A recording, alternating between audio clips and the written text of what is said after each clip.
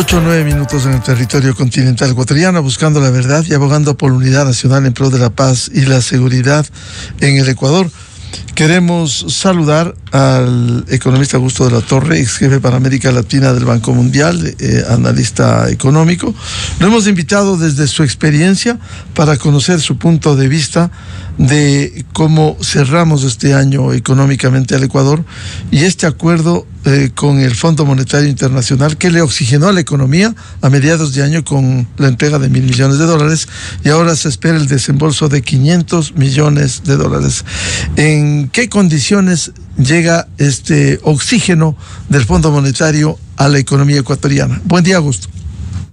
Buenos días, Miguel. Muchas gracias por la invitación. Un saludo cordial a toda su audiencia. Mire, a mí me gustó mucho la palabra que usted utilizó. En efecto, el sistema de banca multilateral, incluyendo el Fondo Monetario Internacional, se convirtieron en la tabla de salvación para el Ecuador en este año. Recordará usted, Miguel, que en el mes de febrero de este año, la caja fiscal estaba tan escuálida que el ministro se vio obligado a anunciar que no tenía suficiente dinero para cubrir los sueldos del sector público. Y me parece que ese fue el punto más difícil, que generó una enorme ansiedad de si el Estado iba a poder salir de este atolladero. Afortunadamente, el ministro de Economía y Finanzas hizo un magnífico trabajo y el presidente de la República tomó decisiones en este país muy valientes. Particularmente la decisión más importante que tomó fue la de la elevación del impuesto al valor agregado, que obviamente es dura para la sociedad, pero dadas las circunstancias, esa decisión, que es una decisión de naturaleza estructural y permanente, le dio al Ecuador las credenciales, la cara limpia, por así decirlo, para poder acudir a las instituciones multilaterales y decir, mira, yo estoy tratando de ayudarme a mí mismo, estoy haciendo esfuerzos propios, necesito ayuda externa para poder seguir caminando hacia adelante. Entonces se armó un programa de 4 años con el Fondo Monetario Internacional al que se han ido sumando los desembolsos de las entidades multilaterales y ese paquete nos ha dado la liquidez, la cual ha permitido que el sector fiscal siga tratando de reducir el déficit fiscal. De hecho, en el programa con el Fondo Monetario Internacional se prevé una gradualidad de como 3 o 4 años para que el gobierno llegue a una situación equilibrada en el presupuesto general del Estado, que es donde se cuecen las habas en el Ecuador desde el punto de vista fiscal. Y me parece que eso nos ha dado un alivio. No hemos superado todavía los problemas. Los problemas siguen con nosotros. En la parte del manejo fiscal nos ha ido relativamente bien, pero en otros frentes de la política económica y pública todavía estamos muy rezagados.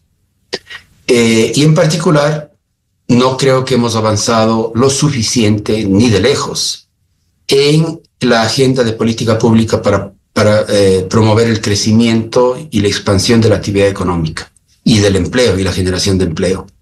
De hecho, estamos viviendo una etapa recesiva bastante dolorosa. Creo que este año vamos a cerrar con un crecimiento negativo del orden del 1 a 2%, dependiendo de qué pase con el cuarto trimestre, que ha sido un trimestre muy duro por causa de los apagones y la crisis en el sector eléctrico. Entonces, la economía está entrampada en una situación recesiva.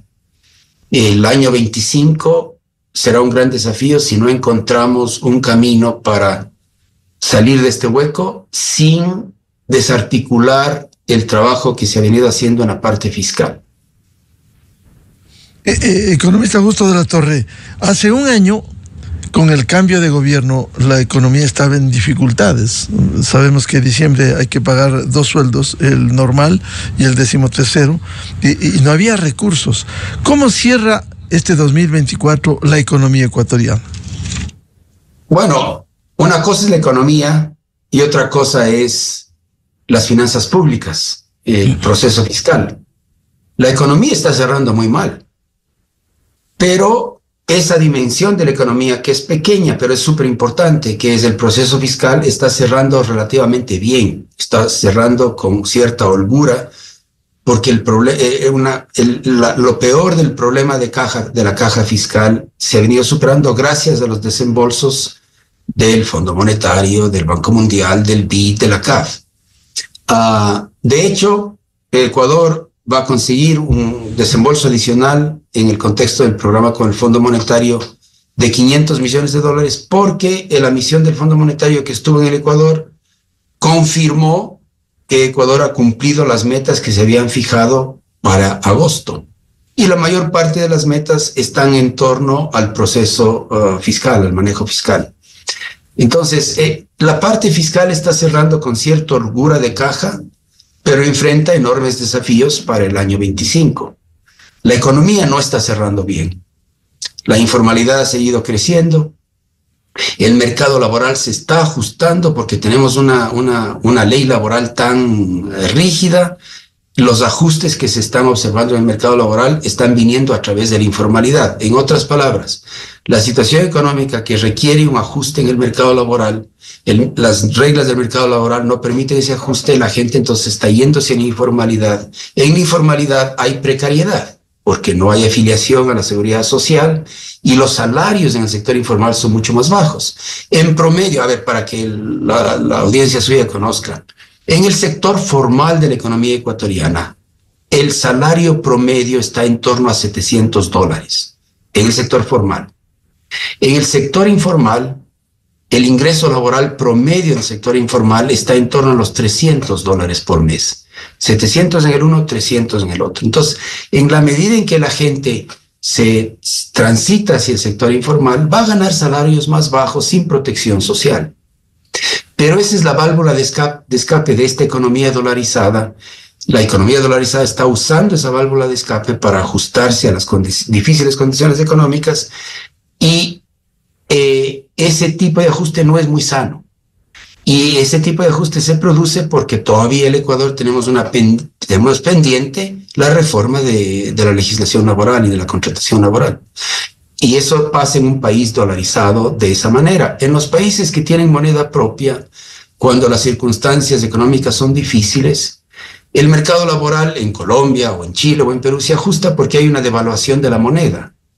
Como consecuencia de esa devaluación, los salarios en Colombia, o en Perú o en Chile, medidos en dólares, se reducen.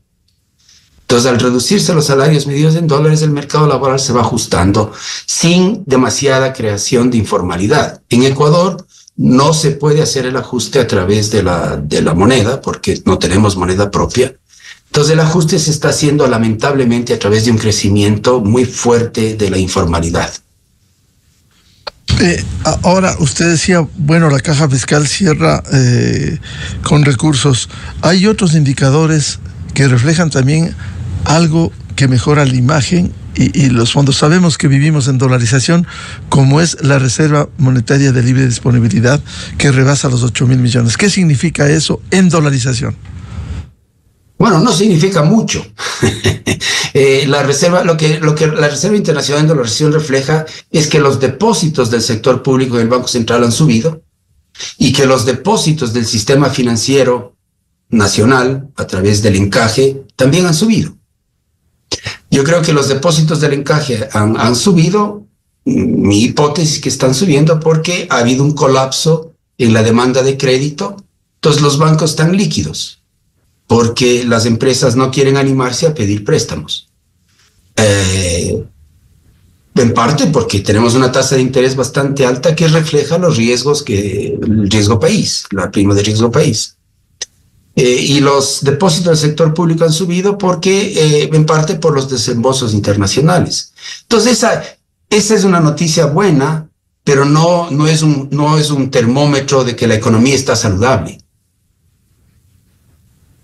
Economista Augusto de la Torre, ahora en estas condiciones, el mantener el aumento del IVA del 2 al 15%, como ya ratificara el presidente de la República, ¿le oxigena a la caja fiscal el ingreso de recursos? Es una reforma estructural permanente. Si el IVA se mantiene en 15%, y me parece que sería una locura reducirlo, sería una locura, porque mire usted, si es que la presión política llevase a que se reduzca el IVA, ¿qué es lo que pasaría? Se descarrila el proceso fiscal. Se pierde el apoyo del Fondo Monetario y con perdido ese apoyo nos quedamos solos en el mundo porque nadie nos va a prestar dinero debido a que el país tiene una prima de riesgo altísima y la prima de riesgo que el país tiene que pagar es tan alta que hace imposible conseguir recursos en el mercado normal. La única manera de conseguir recursos es con ayuda de los multilaterales. Y con una prima de riesgo tan alta, la inversión privada se paraliza. Porque una prima de riesgo país del orden que la del Ecuador tiene, lo que implica es que en el Ecuador nadie invierte a menos que esa inversión te rinda por lo menos 30% al año para cubrir los riesgos de hacer negocios en el país. Pero hay muy pocas actividades económicas que tienen ese tipo de tasas de rendimiento.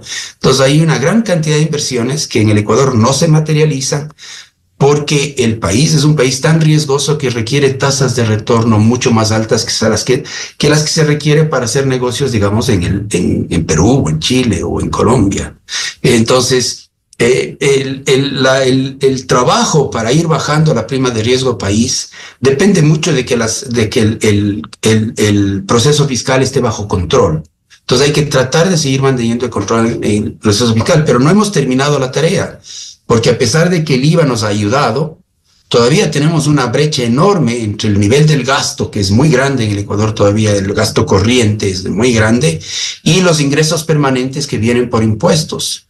Entonces, ese hueco se cubre con los ingresos petroleros, que son muy volátiles, y en esos ingresos petroleros perdemos mucho dinero a través de los subsidios al diésel, y es muy difícil reducir el gasto corriente. Entonces, todavía si uno hace la radiografía del proceso fiscal, todavía no veo un proceso fiscal suficientemente viable y resiliente para que la prima de riesgo país baje. Entonces todavía tenemos muchos deberes que hacer en ese ámbito. ¿Qué hacer para que mejore la economía ecuatoriana? El gobierno, quien quiera que venga con el nuevo gobierno, incluso el actual, creo que debería estar preparando un gran plan de recuperación económica, de recuperación del empleo formal y del crecimiento. Sobre ello no hay suficiente discusión en el Ecuador. Hay ideas regadas, pero yo veo un pensamiento y un debate bastante débil. Porque primero hay que entender el cuadro clínico de por qué la economía ecuatoriana está entrampada en una situación recesiva de la que no parece poder salir. Y ese cuadro clínico, todo el mundo habla de él, pero yo no he visto, digamos, un diagnóstico bastante coherente. Y con ese diagnóstico, pues al gobierno le toca liderarle a la nación para preparar las reformas y las políticas públicas digamos, un ámbito bastante amplio para salir de este hueco. Entonces me parece que la tarea más importante del nuevo gobierno es armar un buen plan de recuperación económica, pero bien armado, que nos dé la capacidad de crecer y de salir de esta situación, de generar empleo formal, de atraer inversión. Y esa agenda tiene que pasar por muchas dimensiones. Tiene que haber una solución al problema eléctrico. Y eso a mí me parece que en el fondo va a requerir una nueva ley que le quite el monopolio a la empresa estatal y que abre el espacio para que venga inversión privada, como lo ha hecho México y Perú, que lo han hecho bien y hay que aprender de ellos. Hay que hacer una reforma a fondo en la contratación laboral. Hay que buscar maneras de que se recupere la inversión privada, no solo la nacional, sino la extranjera, y ahí tenemos muchas reformas que hacer. Entonces me parece, y creo que tenemos que enfocarnos en algunos sectores que pueden darnos generación de empleo. por ejemplo, todo el sector agrícola o el sector turístico, pero eso no pasa por magia. Necesitas tú un gobierno que coordine, que trabaje con el sector privado y que tenga una visión de crecimiento en esas áreas, en esos sectores. ¿Y hay necesidad de una reforma tributaria este 2025?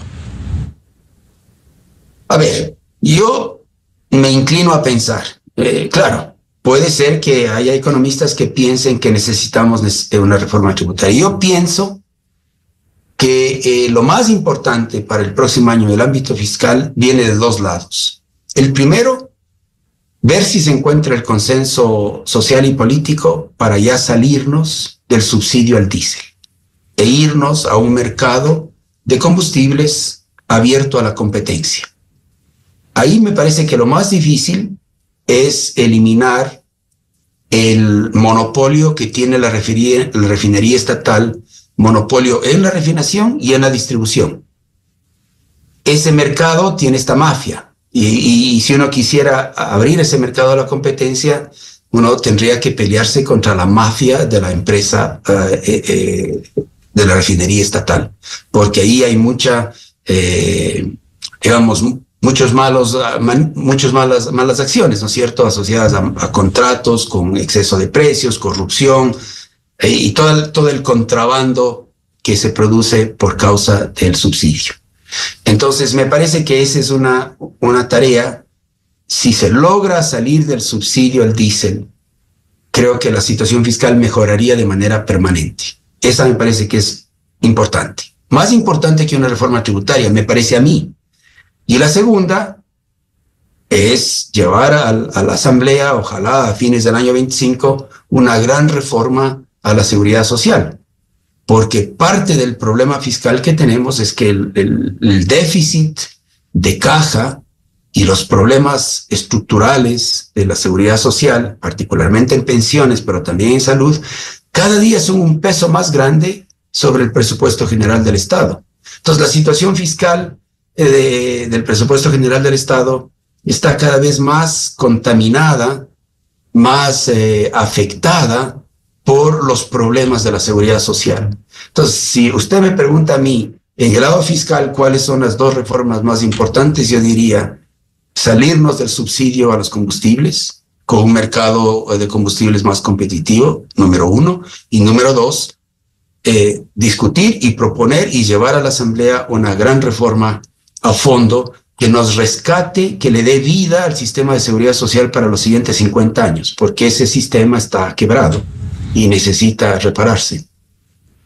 Ahora, a propósito de este tema, penosamente pasa el tiempo y los problemas se agravan en el seguro social, que efectivamente requiere una reforma estructural. Usted sí coordinó una comisión que dio un valioso aporte que permitía abrir más el debate, pero avanzar en el tema del sostenimiento del fondo de pensiones. Lo que está sucediendo es que cada vez se deteriora más los recursos en el fondo de pensiones. Me parece que está en 5.900 millones, cada año se reduce y va a ser imposible que el Estado sostenga con el aporte del 40%. ¿Cómo emprender una reforma a la seguridad social? Porque los gobiernos de turno lo que han hecho es patear hacia adelante y no asumir su responsabilidad. Así es, bueno, no queda más remedio que seguir conversando sobre el tema. Yo creo que el trabajo que hicimos en la comisión, que fue un trabajo intenso de 6 meses, cuidadoso, llegó no solo a explicar con números cuál es la dinámica por la cual el sistema de pensiones está cada vez peor, cómo el cambio demográfico, el envejecimiento de la población es la principal causa, etcétera, etcétera. Y la comisión, después de conversar activamente con la sociedad civil, con grupos de jóvenes, con grupos de profesionales, con mujeres en distintas ciudades, propuso unas reformas al IBM que, con los números actuariales que pudimos correr, le darían viabilidad financiera al IBM y le harían un sistema más equitativo. y propuso otras reformas para complementar el IBM, el sistema de invalidez, vejez y muerte que nos da las pensiones vitalicias en el Ecuador, para complementarlo con un sistema más sano, más amplio, de ahorros para la vejez, organizados en torno a una cosa que ya tenemos, que es el fondo de cesantía, que es un fondo de ahorro individualizado, tiene nombre y apellido, la cuenta del el fondo de cesantía tiene nombre y apellido del afiliado. En torno a eso se puede organizar un sistema más robusto de ahorros para la vejez. Entonces, hay una propuesta, incluso la comisión dejó esa propuesta escrita en términos legales. La comisión dejó también un anteproyecto de ley de reforma al sistema de pensiones, artículo 1, artículo 2, artículo 3. Yo creo que hay contados con los dedos son los ecuatorianos que han leído con cuidado el documento que preparó la comisión. Los ecuatorianos son vagos, somos vagos. No nos gusta leer, no nos gusta dar tiempo para pensar, creemos que sabemos todo y que podemos hablar de todo con facilidad. Pero yo creo que no queda otro remedio que con el liderazgo del gobierno y del IES, con el insumo que la comisión propuso, que está ahí, que está en el sitio web de la comisión, ustedes pueden entrar hacia jubilacionsegura.com, ahí lo encuentran. Con esos documentos se debería iniciar una conversación más amplia nacional para modificar o enmendar lo que la comisión propuso en las áreas que ameriten, pero hacerlo de tal manera que de todos modos nos dé una solución. Esa conversación en el país es muy complicada y hay que tener paciencia para llevarla adelante, porque los temas de pensiones no son conocidos por el normal. Los mortales normales no entienden cómo funciona un sistema de pensión en todas sus intimidades, porque mientras funciona bien, no es necesario entender. Pero cuando está quebrado el sistema, pues hay que arreglarlo. Y yo creo que una parte de la población de que debería estar empujando fuertemente por la reforma son los que ya están jubilados, porque ninguna reforma de pensiones cambia los derechos de los que ya están jubilados, porque son derechos ya adquiridos.